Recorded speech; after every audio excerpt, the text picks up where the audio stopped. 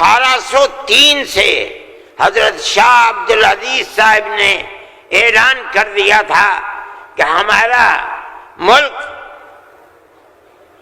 مسلمانوں کا یا ہندوؤں کا ملک نہیں ہے، نہیں رہا، یہ انگریزوں کا ملک ہو گیا، ہم غلام بن گئے۔ اب غلامی کی زنجیروں کا توڑنا اور جہاد کرنا ہر ایک کا فرض ہے۔ سے پوچھا کہ ایک جماعت بنی ہے جس کے بنیادی کردار ہندو بنا رہے ہیں، کیا مسلمانوں کے لیے اس میں شریک ہونا جائز ہے؟ حضرت نے فتویٰ دیا جس طرح ایک ہندو اور ایک مسلمان کاروبار اور بزنس میں شریک ہو سکتا ہے، تو اسی طرح کانگریس کے ساتھ مسلمان شریک ہو سکتا ہے، بشرطے کہ اپنے دین کا نقصان نہ ہو۔ اور بہار سے آئے ہوئے جمعیت علماء ہند کے شہدائی جو حضرات ہال میں موجود ہیں اور بہت سے لوگ ہال کے باہر بھی ہیں، جمعیت علماء ہند کا یہ اجلاس صوبہ بہار میں بلایا گیا ہے۔ آپ حضرات کو یہ بات ضرور معلوم ہوگی اور جمعیت علماء کے ورکرز اس بات کو جانتے ہیں کہ جمعیت علماء تقریباً 100 سال سے اس ملک کے اندر ایسی پیار و محبت کے ساتھ قربانیاں دیتی چلی آئی ہے جس کے اندر ذات، برادری، مذہب، مالداری اور فقر ہر چیز سے اوپر اٹھ کر جمعیت علماء نے ہمیشہ ملک کی آزادی کے لیے، ملک میں امن و امان کو پیدا کرنے کے لیے، ملک کے ہر فرد کے ساتھ پیار و محبت اور احترام کا معاملہ کیا ہے۔ کبھی بھی ملک کے اندر بسنے والوں کے درمیان میں نفرت، دوری، ایک دوسرے کے گریبان پر ہاتھ ڈالنا، برا بھلا کہنا، جمعیت علماء اور جمعیت علماء کے ورکرز اور اکابر کا یہ طریقہ نہیں رہا ہے۔ اسی طریقے پر ہم نے قربانیاں دے کر ہمارے بزرگوں نے ملک کو آزاد کرایا ہے۔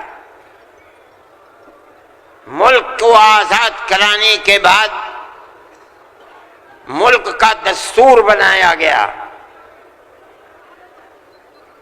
کوئی یہ سمجھتا ہے اگر کہ ملک کا دستور بغیر مسلمانوں کو ساتھ لیے ہوئے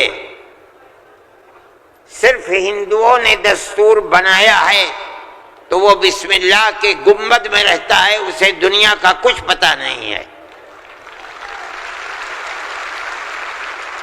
کیونکہ اس ملک کی آزادی میں ہمارا کردار 145 سال کا کردار ہے۔ کسی کا کردار اتنے لمبے زمانے تک نہیں ہے کہ وہ مرتے مارتے پھانسی کے پھندوں کے اوپر لٹکتے اپنی گردنوں کو کٹواتے ہوئے 145 سال تک اس ملک کے اندر ہم نے کام کیا ہے۔ 1803 سے لے کر 1947 تک اگر کوئی مائی کا لال ہے، دودھ پیا ہے تو آ کر کے کہے کہ اس کا کردار 145 سال کا کردار ہے۔ جمعیت علماء کہتی ہے یہ علماء کا کردار ہے. یہ کردار پیار و محبت کے ساتھ تھا، غریبان پکڑ کر یہ کردار نہیں تھا. ایک دوسرے کے درد میں اور سکھ میں ہر چیز کے اندر شریک تھا. یہ ہمارا کردار تھا. ہم نے اس طرح سے اس ملک کو آزاد کرایا، کوئی نہیں تھا آزادی کی آواز اٹھانے والا. 1803 سے ملک کے لیے قربانی دینے والے 1857 کے اندر صرف دہلی کے اندر 33,000 علماء کو قتل کیا گیا. سنبھل میں، مراد آباد میں، میرٹھ میں سینکڑوں علماء کو جس کے جسم کے اوپر لباس عالموں جیسا ہوتا تھا اس کو پھانسی کے تختے پر چڑھا دیا جاتا تھا. کوئی نہیں تھا، کانگریس کا وجود بھی نہیں تھا. کانگریس تو بنی ہے 1883 میں اور 1885 میں اس کا پہلا اجلاس ہوا ہے، جبکہ 1803 سے حضرت شاہ عبدالعزیز صاحب نے اعلان کر دیا تھا کہ ہمارا ملک مسلمانوں کا یا ہندوؤں کا ملک نہیں ہے، نہیں رہا، یہ انگریزوں کا ملک ہو گیا، ہم غلام بن گئے. اب غلامی کی زنجیروں کا توڑنا اور جہاد کرنا ہر ایک کا فرض ہے. اور اس کے بعد جہاد پر لگ گئے. کوئی مائی کا لال نہیں تھا جو انگریز کی اس طاقت کے مقابلے میں کھڑے ہو کر غلامی کی زنجیروں کو توڑنے کے لیے اپنی زبان کو کھول سکے. اس اعلان کے تقریباً 80-82 سال کے بعد کانگریس بنی، اور کانگریس کا جو مقصد تھا جو آج بھی کتابوں میں موجود ہے وہ ملک کی آزادی نہیں تھا. مقصد تھا کہ جو دو جہاد ہوئے ہیں 1832 اور 1857 میں، اس کی وجہ سے جو ملکہ برطانیہ اور ہندوستان کے بسنے والوں کے درمیان دوری ہو گئی ہے، اس دوری کو دور کیا جائے اور حالات کو صحیح کیا جائے. علماء کا یہ نظریہ نہیں تھا. علماء کہتے تھے ملک غلام ہو گیا، غلامی کی زنجیروں کو توڑو، انگریز کو بھگاؤ، ملک کو آزاد کراؤ. یہ تو حالات تھے جس کے اندر مسلمان داخل ہوئے کانگریس میں. موجود ہیں.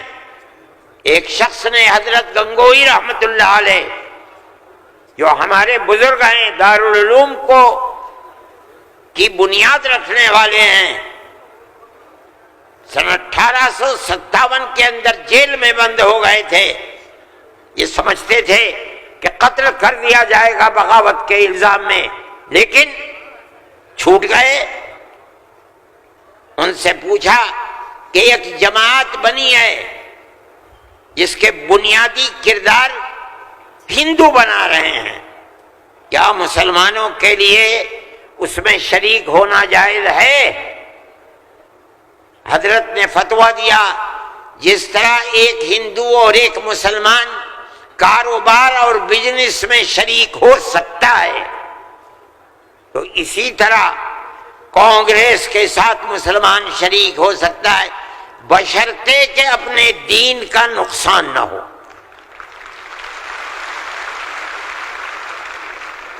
اس کا مطلب نہیں سمجھے تھے لوگ. مطلب یہ ہے کہ ہماری تحریک ہے کہ مسلمان اور ہندو جب تک ساتھ نہیں ہوگا ملک آزاد نہیں ہوگا. تم اس کے اندر گھسو اور اتنی طاقت پیدا کرو اپنی گھس کر کہ کانگریس کو مجبور کر دو کہ وہ اپنا نقطہ نظر بدل کر ملک کی آزادی کے لیے جدوجہد کرے۔ چنانچہ کانگریس نے اپنا نقطہ نظر بدلا، ملک کی آزادی کو اپنا نقطہ نظر بنایا، اور پھر اس کے بعد ہندو اور مسلمانوں نے شریک ہو کر ایک دوسرے کے ساتھ چل کر ملک کی آزادی کے لیے آواز اٹھائی، قربانیاں دی ہیں، اور انہی قربانیوں کے نتیجے کے اندر ملک آزاد ہوا۔ میرے بھائی اس بات کو سمجھیے، جیسے جیسے ملک کی آزادی قریب ہوتی جاتی تھی، جمعیت علماء ہند بار بار کانگریس سے کہتی تھی کہ ہم نے تمہارا ساتھ دیا ہے، آج ہم تمہارے ساتھ کھڑے ہیں، ہمیں یہ بتاؤ کہ ملک کی آزادی کے بعد ملک کا دستور کیا رہے گا، کیا سیکولر دستور ہوگا یا مذہبی حکومت ہوگی؟ اگر سیکولر دستور ہوتا ہے ہم تمہارے ساتھ ہیں، اور اگر سیکولر دستور نہیں ہوتا تو ملک کی آزادی میں ہم تمہارے ساتھ نہیں ہیں۔ بار بار ہمارے پاس کانگریس ورکنگ کمیٹی کی تجاویز موجود ہیں، کانگریس بار بار عہد کرتی ہے کہ ملک آزاد ہوگا تو ملک کا دستور سیکولر دستور ہوگا، ہر اقلیت کو اپنے مذہب کے اوپر آزادی سے چلنے کا اختیار ہوگا۔ چنانچہ